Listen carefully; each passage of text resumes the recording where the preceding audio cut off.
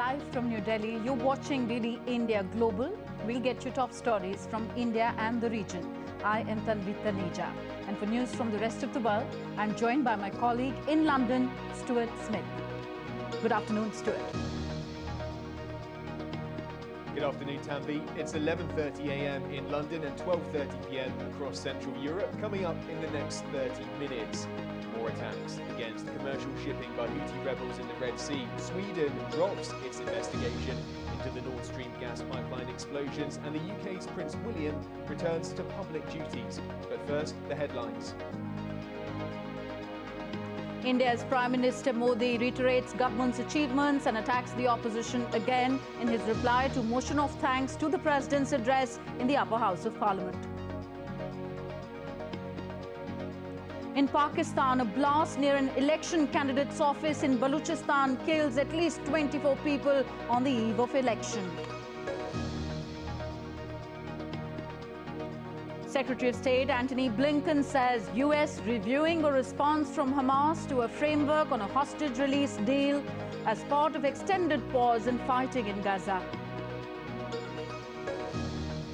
And the European Union sets a legally binding objective of climate neutrality by 2050 after farmer protests disrupt several European cities in the last 2 weeks.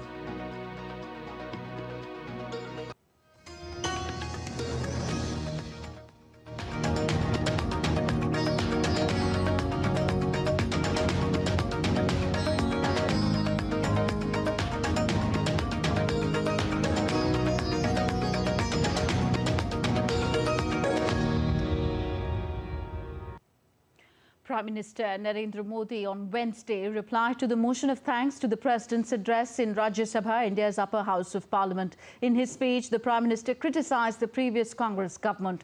Prime Minister Modi said that in the 10 years of Congress rule, the Indian economy was in the fragile five. On the other hand, in their 10 years, India has been one of the top 5 economies, he said. Congress 10 वर्ष में 12 number से 11 number पर आर्थिक व्यवस्था ले आ पाई। 10 साल में 12 से 11 नंबर, और आप 12 से 11 आने में बहुत मेहनत नहीं पड़ती है। जैसे जैसे आगे बढ़ते हैं तो मेहनत और बढ़ती है। हम 10 साल में 5 नंबर पे ले आए। और ये कांग्रेस हमें यहाँ आर्थिक नीतियों पर लंबे लंबे भाषण सुना रही है। जिस कांग्रेस ने देश की गली सड़कों चौक चौराहे पर अपने ही परिवार के नाम के पाठ जड़ दिए हैं, वो हमें उपदेश दे रहे हैं। वो हमें सामाजिक न्याय पाठ पढ़ा रहे हैं। जिस कांग्रेस के अपने नेता की कोई गारंटी नहीं है, अपनी नीति की कोई गारंटी नहीं है, वो मोदी की गारंटी पर सवाल उठा रहे हैं। PM Modi also hailed the performance of India's public sector undertakings in his response to the motion of thanks to the President's address. He said that the number of PSUs have increased and maximum PSUs are giving record returns. अधिकतर PSU record return दे रहे हैं और investors का भरोसा PSUs की तरफ बढ़ रहा है। हमारे 10 वर्ष में PSU की नेट वर्थ 9.5 लाख करोड़ से बढ़कर के 17 लाख करोड़ हो गई है। On to Pakistan now, where 2 blasts on Wednesday near electoral candidates' offices in the country's southwestern province of Balochistan has killed at least 24 people and injured dozens, raising concerns over security in the lead-up to Thursday's elections. The first attack took place at the office of an independent election candidate, and the second explosion in Qila Safiullah, a town near the Afghan border, detonated near an office of Jamaatul Ulema Islam, JUI. So tensions are soaring as Pakistan gears up for general elections in which around 22 million youths aged between 18 and 23 are gearing up to vote for the first time. The February 8th elections will take place for 336 seats in Pakistan's National Assembly, the lower house of parliament, along with 4 provincial assemblies. The top contenders include former Prime Minister Nawaz Sharif and Bilawal Bhutto Zardari, chairman of the Pakistan People's Party.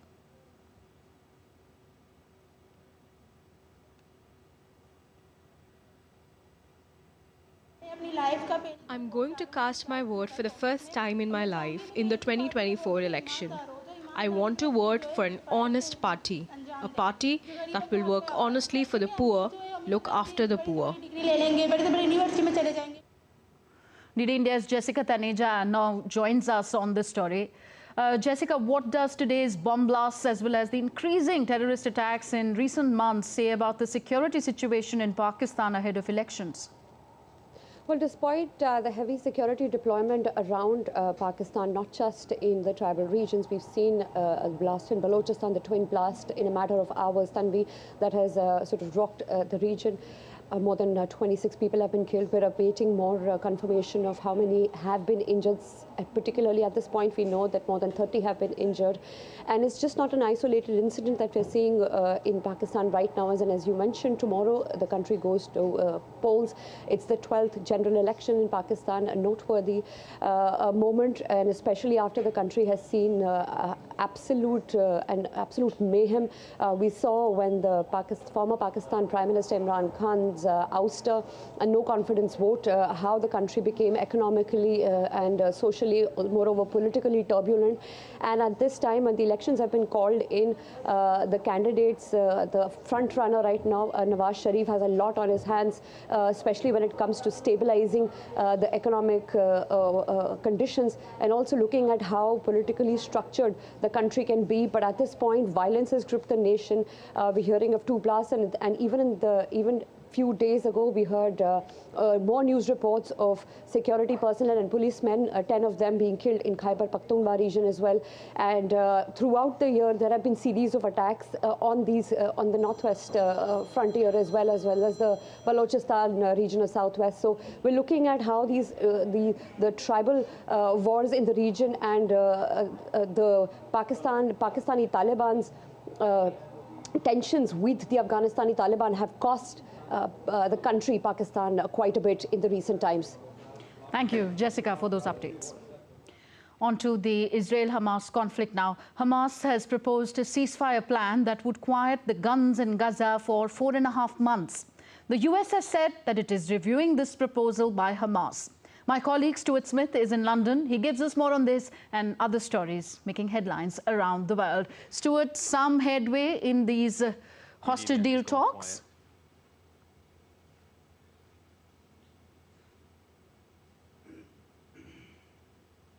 Well, possibly. US Secretary of State Antony Blinken is in Israel as the United States reviews a response from Hamas to a hostage deal proposal.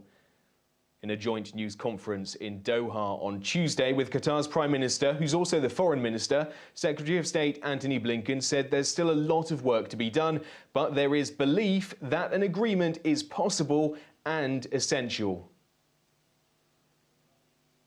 The best path forward, the most effective path forward right now to get an extended period of calm and to work toward an end to the conflict is through an agreement on the hostages. And that's what we're intensely focused on with our partners here in Qatar, Egypt, working with Israel. And of course, now that we have the response from Hamas to the proposal that was put on the table a week or so ago, we're going to be very intensely focused on that. Qatari Prime Minister and Foreign Minister Sheikh Mohammed bin Abdulrahman Al Thani said Hamas has given a promising reply to a proposed deal for the release of the remaining hostages. We have received a response from the Hamas regarding the framework of the agreement between the parties on hostages. The response contains some remarks on the framework, but in general it is a positive response. But due to sensitivity of the phase, we cannot go into details. The response makes us hopeful, and we have presented it to the Israeli side. Meanwhile, Israel's military said on Wednesday its troops had killed dozens of terrorists throughout Gaza in the past 24 hours, with fighting focused on Khan Yunis. IDF troops from the Paratroopers Brigade say they encountered and neutralized an armed terrorist cell, locating large quantities of weapons including AK-47 rifles, grenades and explosive devices. Yemen's Houthi rebels on Tuesday claimed responsibility for another missile attack in the Red Sea, causing damage to some ships. The group's military spokesman claimed that the group had fired naval missiles at 2 cargo ships, the Star Nazia and Morning Tide. A Greek shipping ministry official said it's unclear whether the explosion was caused by a sea mine or a rocket, adding that no crew was injured. Ukrainian air defense systems shot down 29 missiles and 15 drones launched by Russia on Wednesday. Ukrainian President Volodymyr Zelensky took to social media and said 2 people were killed and at least 10 were injured in Kiev. Russian forces launched 64 missiles and drones in several waves of the attack, of which 44 were downed. DD India's Megumi Lim reports from Kiev. I'm standing in front of a residential building here in the Holosevsky district in Kiev, the capital of Ukraine. Now, as you can see behind me, this residential building, the facade of it is charred. There was a fire earlier this morning caused by a rocket fragment falling on this building. Now, this was a result of Russia launching air attacks against different regions of Ukraine in the early hours of Wednesday morning, and air defense systems, you could hear air defense systems working to intercept these missiles and drones flying towards Ukraine and including towards Kiev. And although the Air Force did say that they managed to shoot down some of these projectiles flying towards Kiev, unfortunately a rocket fragment fell and caused a massive blaze. Now, the first air raid sirens were heard around 6:30 a.m. local time Wednesday morning, and shortly after I could hear explosions from my apartment as air defense systems began working to intercept these missiles. Now, the second round of explosions could be heard just after 8 a.m. local time Wednesday morning, to indicate that there were more than one wave of attacks launched by Russia.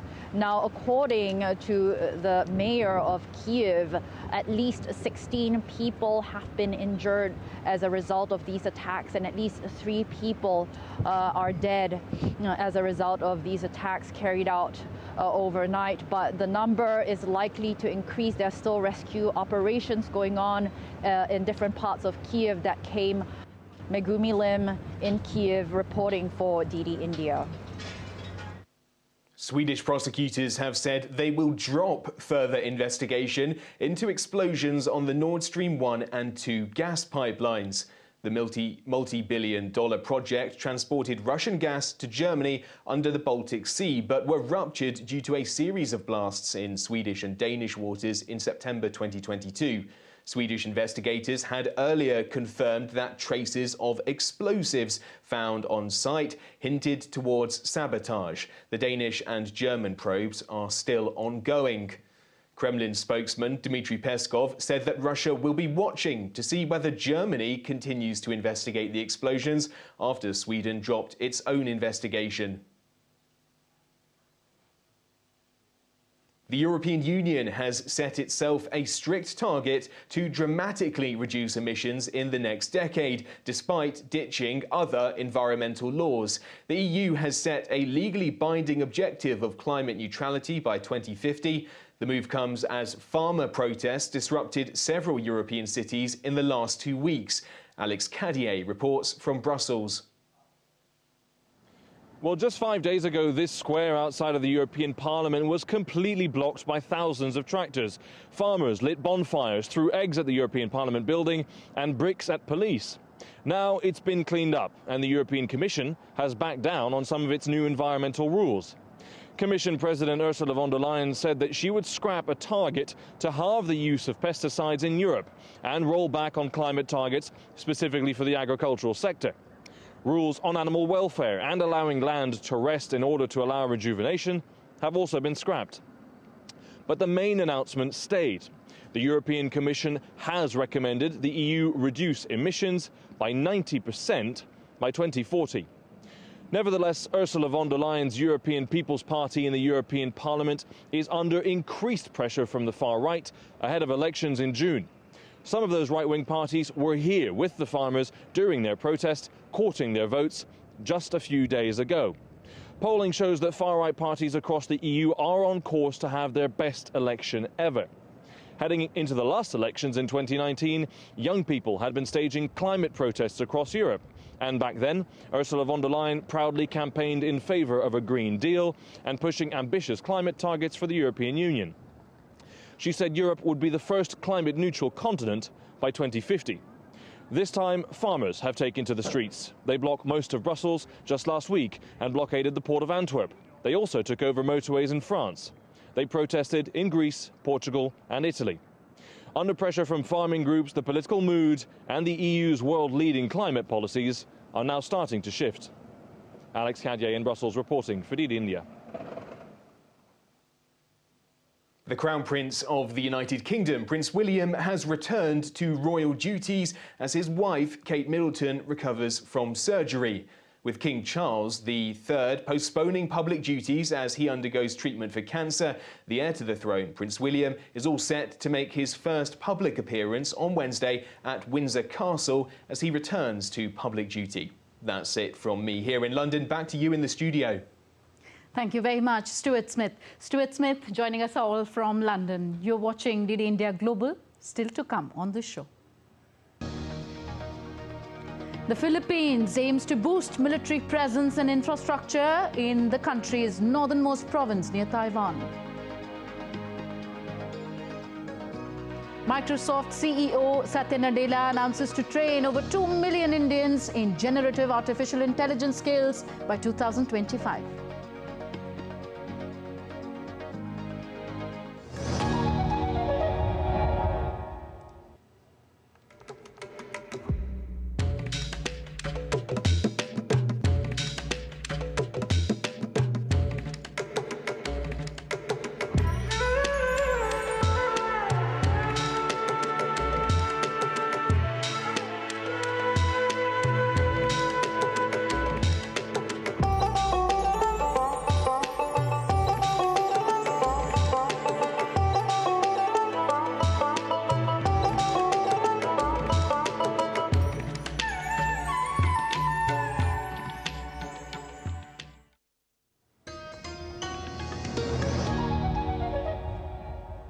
Welcome back. You're watching DD India Global. I am Tanvi Taneja.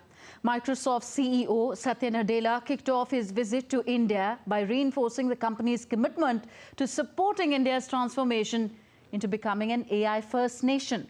The commitment aligns with India's vision of becoming self-reliant by fostering a skilled AI workforce and empowering every sector and industry to transform with AI. Nadella announced that Microsoft will provide 2 million people in India with AI skilling opportunities by 2025 through its new Advantage India initiative. This will help strengthen India's ability to thrive in the AI era. GAIL India is spearheading the transition towards achieving net neutrality by 2040. During India's Energy Week 2024, the company unveiled a range of initiatives aimed at advancing India's journey towards energy self-reliance, particularly in the energy management. Our correspondent Tapas Bhattacharya speaks to Jyoti Kumar, Head of Corporate Communications at GAIL India, which is a PSU. This is to gain insight into the company's ambitions in driving the nation's progress. Take a look. Now I'm at the Gale Pavilion in the India Energy Week, and you can see this is the hamster part that they have made, hamster run, where if you walk on this, you will get to know what all the things that the company is doing to promote renewable energy and making sure that all the inputs are there to take the company forward. To talk more about that, I have with me Mr. Jyoti Kumar, who is with the GAIL. Sir, tell us more about your company's commitment to take the company forward. GAIL is working in alignment, total alignment with Government of India's vision of bringing net zero timeline 2070. But in particular GAIL, because we are working in a gas sector, if we look at the different stages, the step 1, step 2 and step 3, then we have target. So the target by 2040 is step 1, 100%, step 2, 100%, and step 3, 35%. So you guys are also working on the concept of development of a green belt, then rainwater harvesting, zero water discharge. And also tell us more about the other aspects, especially when it comes to going and exploring offshore fields. Offshore field for us is going to be more into renewable sites in the solar and the wind. And hydrogen also. We are one of the few companies in India which have started the pilot project of electrolyzer, and it is one of our plant is going to be completed in 2024 also. Much appreciated your time. So that was Jyoti Kumar from the GAIL, and saying that they are working really hard to make sure that their commitment for net zero by 2040 is there, and at the same time working with the government of India on the aspect of green hydrogen in a big way. With camera person Ajit, this is Apush Balochistan for DD India from India Energy Week in Goa. India's External Affairs Minister Dr. S. Jaishankar called on Guyana's Prime Minister Mark Phillips today. Both leaders talked about partnership in the fields of economy, energy, security and development cooperation, and also exchanged views on the Caribbean bloc CARICOM and the United Nations. The 5th session of the 9th Parliament of Sri Lanka was inaugurated by President Ranil Wickremesinghe. Presenting the policy statement, Wickremesinghe announced key economic highlights of his government. Plans for economic revival, including debt restructuring strategy in the first 6 months of the year, were unveiled. Wickremesinghe said tourism and industry was taking a positive turn, adding positives for the island nation. He highlighted that India maintains top spot as the leading source market for Sri Lanka's tourism. India-Sri Lanka connectivity has improved recently as flight services resumed in 2022 between India's Chennai and Jaffna. Staying in Asia, the Philippines defense chief has said that he aims to boost military presence and infrastructure in the country's northernmost province near Taiwan. According to the Philippine Navy, Defense Secretary Gilberto Teodoro also called for the development of more structures on the remote Batanes Islands and said that operational tempo for military will be higher starting 2024. Taiwan's defense ministry said Chinese military regularly sends ships and aircraft through the Bashi Channel, which is a choke point between the Western Pacific and the contested South China Sea. And next we take a look at other stories making news around the world. A seaside apartment complex faced evacuation in Isla Vista, Santa Barbara County due to a cliffside collapse prompted by days of unprecedented rainfall. The cliff erosion came after Southern California saw days of heavy rain due to powerful atmospheric river hitting the state. In a video released by California Highway Patrol, a washed-out road was nearly destroyed by floods in Mojave Desert. While such storms are not uncommon to the West Coast, meteorologists say they are likely to become more frequent and extreme over the next century if planetary warming from human-induced climate change continues at the current pace. Extensive snowfall that paralyzed the municipality of Cape Breton in Nova Scotia, Canada, was captured in drone footage. On February 4th, Cape Breton's regional police issued a local state of emergency to shelter in place, while roadways were cleared for emergency response and travel of essential workers. You may have heard of beauty contests for men and women. But have you heard of a camel beauty contest? Well, a camel beauty contest was organized in the UAE desert as the camel owners took part in the country's annual Al Dafra festival, a celebration of Emirati Bedouin tradition and culture. The festival aims to support heritage preservation and enable camel owners to sustain the practice of breeding and caring for these animals. That's it in this edition of DD India Global. Do let us know your thoughts on the news of the day. Connect with us on another edition of the show at 7:30 p.m. Indian Standard Time. You can also find us online at DD India Live on various social media portals. We will be back with more news as it breaks here on DD India. I am Tanvi Taneja from my entire team in New Delhi. Thank you for watching. Namaskar.